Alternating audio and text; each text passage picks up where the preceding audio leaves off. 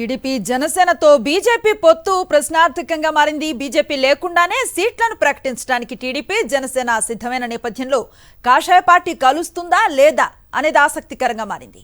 తాము పెట్టిన షరతులకు ఒప్పుకుంటేనే పొత్తు అని బీజేపీ ఇప్పటికే స్పష్టం చేసినట్లుగా సమాచారం. అయితే బీజేపీ పెట్టిన షరతులపై టీడీపీ జనసేన మల్ల గుల్లాలు పడుతున్నాయి. ఎన్నికల కమిటీ సమావేశంలో బీజేపీ నిర్ణయం తీసుకోనున్నట్లుగా తెలుస్తోంది.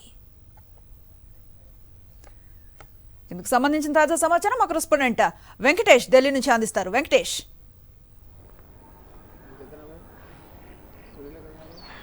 బీజేపీతో ఒకవైపు చర్చలు అంటూనే టీడీపీ జనసేన సీట్లను ప్రకటిస్తున్నాయి. సో ఈ నేపథ్యంలో ఈ పరిణామం బీజేపీలో చర్చనీయాంశంగా మారింది. ఒకవైపు పొత్తుల చర్చలు అని చెప్తూ లీకులు ఇచ్చారు. అలాగే ఈ నెల 21, 22 తేదీల్లో బీజేపీ అధిష్టానం పెద్దలతో చంద్రబాబు నాయుడు, పవన్ కళ్యాణ్ చర్చలు జరుపుతున్నారని ఆ పార్టీ వర్గాలే మీడియాకు లీకులు వచ్చాయి. కానీ ఆ తేదీల్లో వీరెవరు కూడా ఢిల్లీకి రాలేదు, చర్చలు జరపలేదు.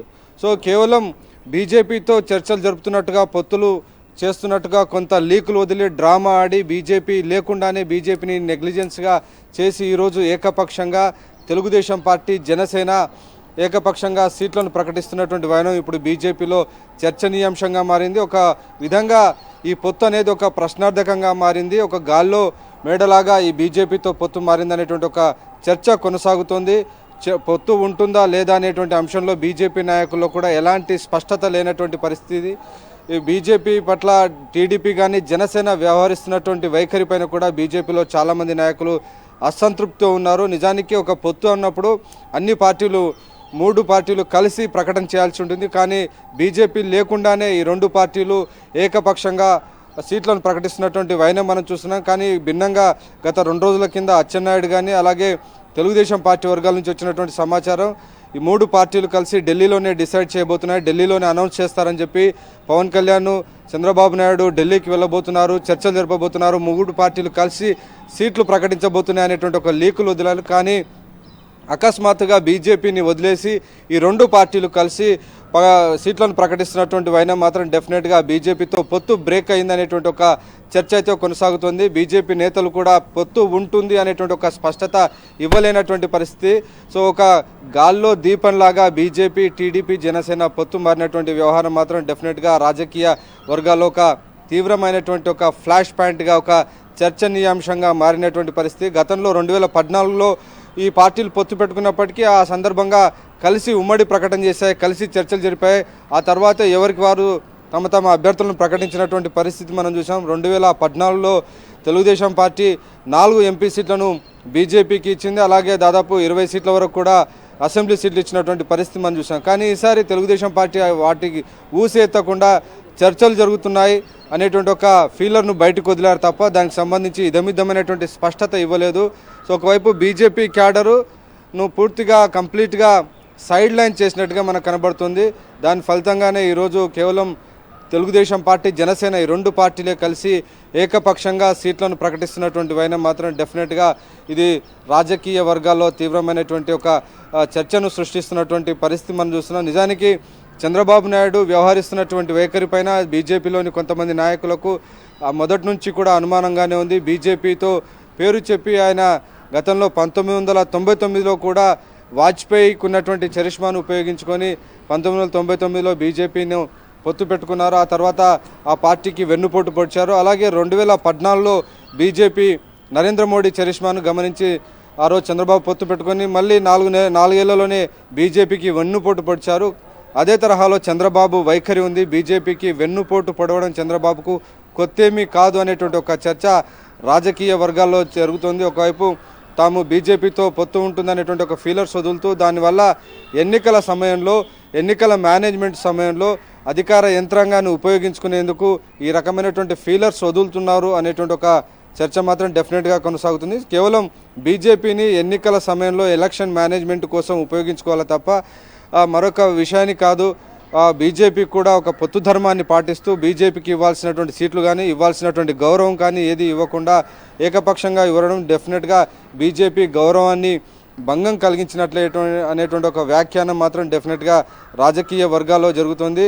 పొత్తులో ఉన్నప్పటికీ, మైనర్ ప్లేయర్ అయినప్పటికీ, మేజర్ ప్లేయర్ అయినప్పటికీ పొత్తు ధర్మం ప్రకారం అన్ని పార్టీలకు పొత్తులో ఉన్నటువంటి ఆ బ్లాక్లో ఉన్నటువంటి పార్టీలన్నిటి కూడా సమానమైనటువంటి గౌరవం, సమానమైనటువంటి వారికి విలువ ఇవ్వాల్సి ఉంటుంది. కానీ గౌరవం లేకుండా, విలువ ఇవ్వకుండా ఏకపక్షంగా బీజేపీని సైడ్ లైన్ చేసి రెండు పార్టీలు తమ తమ అభ్యర్థులను, సీట్లను ప్రకటిస్తున్నారు. నిజానికి బీజేపీ 10 లోక్సభ సీట్లు కావాలని అడిగినట్టు మనకు తెలుస్తుంది. గతంలో ఏవైతే 2014లో 4 సీట్లు ఇచ్చారో ఆ 4 సీట్లు కాకుండా గతంలో 1999లో గెలిచిన సీట్లు వీటన్నిటిని కలిపి దాదాపు 10 సీట్లు తమకు ఇవ్వాలని క్లియర్గా బీజేపీ పెద్దలు చెప్పినట్టుంది మనకు తెలుస్తుంది. ప్రధానంగా విశాఖపట్నం కానీ, రాజమండ్రి, నర్సాపురం, తిరుపతి, రాజంపేట ఇలాంటి సీట్లని గతంలో బీజేపీ పోటీ చేసింది. కొన్ని చోట్ల గెలిచింది, మరికొన్ని చోట్ల 2వ స్థానంలో వచ్చినటువంటి పరిస్థితి మనం చూసాం. సో ఇలాంటి కీలకమైనటువంటి నియోజకవర్గాల్లో తమ అభ్యర్థులే ఉండాలని బీజేపీ ఇప్పటికే తెలుగుదేశం పార్టీకి ఒక జాబితా పంపించినట్టు మనకు తెలిసింది. అయితే ఇప్పటివరకు దానిపైన ఎలాంటి ఒక ముందడుగు పడలేదు. ఒకవేళ ఈరోజు కనుక ఆ బీజేపీ కోరుకున్నటువంటి ఇటు వైజాగ్ కానీ, విజయవాడ కానీ, రాజమండ్రి, తిరుపతి, నర్సాపురం, రాజంపేట అలాగే హిందూపురం ఈ నియోజకవర్గాల్లో కనుక తెలుగుదేశం జనసేన అభ్యర్థులను కనుక ప్రకటిస్తే ఇక బీజేపీతో పొత్తు బ్రేకప్ అయినట్లే అనేటువంటి ఒక చర్చ మాత్రం కొనసాగుతుంది. ఎందుకంటే రాజంపేట హిందూపురం సీటును బీజేపీ నుంచి జాతీయ కార్యదర్శిగా పనిచేస్తున్నటువంటి సత్యకుమార్ ఆశిస్తున్నారు. అలాగే విజయవాడ నుంచి తాను పోటీ చేస్తానని సుజనా చౌదరి పెట్టుకున్నారు. అలాగే రాజమండ్రి నుంచి బరిలోకి దిగేందుకు ఇటు పురంధేశ్వరి ప్రయత్నిస్తున్నారు.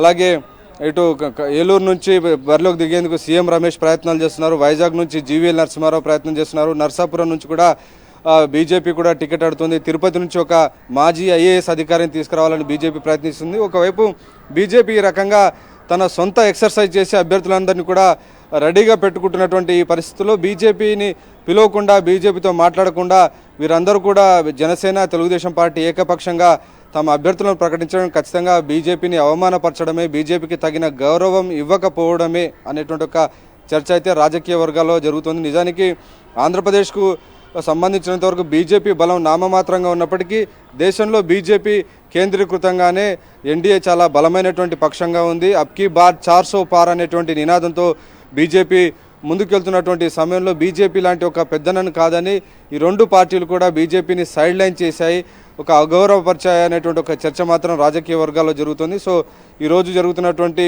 ఈ ఏకపక్ష సీట్ల ప్రకటన పైన బీజేపీలో భిన్నాభిప్రాయాలు కనబడుతున్నాయి. ఈ రకమైనటువంటి వ్యవహార శైలి ఇప్పుడే కనుక ఇలా ఉంటే, తమను పట్టించుకోకుండా బీజేపీ క్యాడర్ను, బీజేపీ నేతలను పట్టించుకోకుండా ఉంటే, ఒకవేళ రేపు కనుక ఉంటే మరి రేపు ఎలాంటి పరిస్థితి ఉత్పన్నమవుతుంది, బీజేపీకి తగిన గౌరవం ఇస్తారా ఇవ్వరా అనేటువంటి ఒక చర్చ కూడా జరుగుతుంది. బీజేపీకి ఎలాంటి గౌరవం ఇవ్వకుండా ఈ పొత్తును కొనసాగించడం వల్ల ఎలాంటి లాభం జరుగుతుంది పార్టీకి కానీ, క్యాడర్కు కానీ అనేటువంటి ఒక చర్చ మాత్రం డెఫినెట్గా కొనసాగుతున్నటువంటి పరిస్థితి. సో ఈ పరిస్థితుల మధ్యలో బీజేపీ పొత్తు అనేది ఒక గాల్లో దీపంలాగా తెలుగుదేశం పార్టీ, జనసేన మారింది. కేవలం పొత్తు పేరిట కొంత కాలయాపన చేసి డ్రామా ఆడాయి తప్ప బీజేపీ నేతలు సొంతంగా పనిచేసుకోకుండా, బీజేపీ ఎదగకుండా, బీజేపీ ప్రతిసారి ఎదిగేందుకు ప్రయత్నం చేస్తున్న ప్రతిసారి పొత్తు పేరిట డ్రామాలు ఆడి బీజేపీని తగ్గించేటువంటి ప్రయత్నం జరిగిందనేటువంటి ఒక చర్చ కొనసాగుతుంది. నిజానికి చంద్రబాబు నాయుడు అరెస్ట్ అయినటువంటి సందర్భంలో బీజేపీ సహాయాన్ని తెలుగుదేశం పార్టీ కోరినటువంటి పరిస్థితి మనం చూసాం. ఏకంగా బీజేపీ రాష్ట్ర అధ్యక్షురాలు పురంధేశ్వరిని తీసుకొని లోకేష్ కేంద్ర హోంమంత్రిని కలిశారు, కేసులు మాఫీ చేయాలని అడిగినటువంటి సందర్భం మనం చూసాం. సో ఇలాంటి తమకు అవసరం ఉన్నటువంటి సమయంలో, తాము క్రైసిస్లో ఉన్న సమయంలోనే బీజేపీ నుంచి సహాయం కోరుకోవడం, ఆ తర్వాత అవసరం తీరిన తర్వాత వదిలివేయడం అనేది చంద్రబాబు నాయుడుకు పరిపాటిగా మారింది అనేటువంటి ఒక చర్చ అయితే జరుగుతుంది. చంద్రబాబుకు అవసరం ఉన్నప్పుడు మాత్రమే బీజేపీ కావాలి, కానీ బీజేపీకి అవసరం ఉన్నప్పుడు చంద్రబాబు ఎప్పుడు కూడా ఉపయోగపడలేదు. 2014 ఎన్నికల తర్వాత 2018లో చంద్రబాబు బీజేపీ పట్ల వివరించినటువంటి అనుచిత వైఖరి, ప్రధానమంత్రి నరేంద్ర మోడీ పైన వ్యక్తిగతంగా చేసినటువంటి అనుచిత వ్యాఖ్యలన్నిటిని కూడా బీజేపీ నేతలు గుర్తు చేసుకుంటున్నారు. క్లియర్గా చంద్రబాబు మనసులో ఉన్నటువంటి వ్యవహారం ఇది.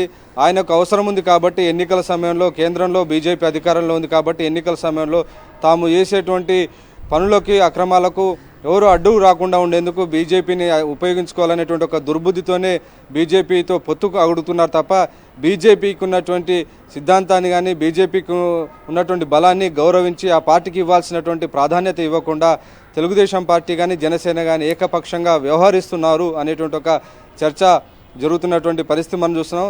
ఆ మేరకు గతంలో బీజేపీతో చంద్రబాబు నాయుడు వ్యవహరించిన తీరునందరూ కూడా ఒకసారి గుర్తు చేసుకుంటున్నారు. చంద్రబాబు నాయుడు క్రైసిస్లో ఉన్నప్పుడు, చంద్రబాబు జైల్లో ఉన్నప్పుడు ఇక్కడికి వచ్చి, ఢిల్లీకి వచ్చి, అది బీజేపీ అధిష్టానం కాళ్ళ వేళ్ళ పడ్డటువంటి తెలుగుదేశం పార్టీ నేతలు ఈరోజు పొత్తుకు మాత్రం సీట్లు తాము అడిగినటువంటి సీట్లు ఇవ్వకుండా ఏకపక్షంగా పొత్తును అనౌన్స్ చేయడం మాత్రం డెఫినెట్గా అవసరం ఉన్నప్పుడు వాడుకోవడం, అవసరం లేనప్పుడు వదిలివేయడం అనేటువంటి ధోరణి తెలుగుదేశం పార్టీ బీజేపీ పట్ల కొనసాగిస్తుందన్న దానికి తాజా ఉదంతం, తాజాగా సీట్లు ప్రకటిస్తున్నటువంటి వైనం ఒక తాజా సంకేతంగా చెప్తున్నారు. సో ఈ వ్యవహారం పట్ల మాత్రం బీజేపీలో ఉన్న నాయకులందరూ కూడా తీవ్ర అసంతృప్తితో ఉన్నారు.